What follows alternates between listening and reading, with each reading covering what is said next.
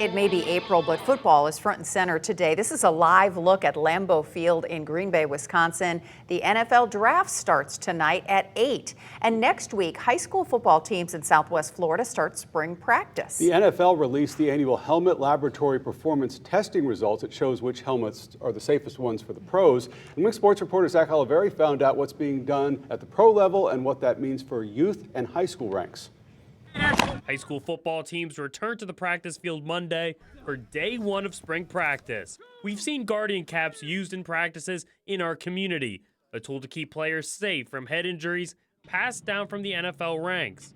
The NFL just concluded its annual study analyzing helmet safety, focusing on position-specific models to see which model is safest and which ones should be benched. Firing. Jeremy Palmer is the CEO of Certer Sports, a company that manufactures helmets included in the NFL's testing. I asked him about position-specific helmets. Is that kind of leading us towards a solution when it comes to helmet safety? I believe it is. I really do. When you think about linemen, they take very specific hits basically on every play, right? It's lower impact, but it's almost always right at the front of the helmet. And so when we came out with the position-specific helmet for linemen, that's where we put the extra protection. What more do you think needs to be done for helmet safety to keep these players at all levels safe? The more data, right, that we can collect, it's much easier at the NFL level, right, because of just who the NFL is and their ability to, to collect and share that data, which is fantastic.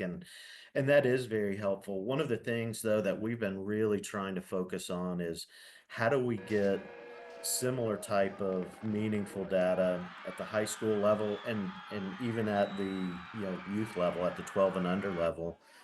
And we believe those two things could show very different technologies needed at the youth level, say, versus high school. Zach Oliveri, Wink Sports.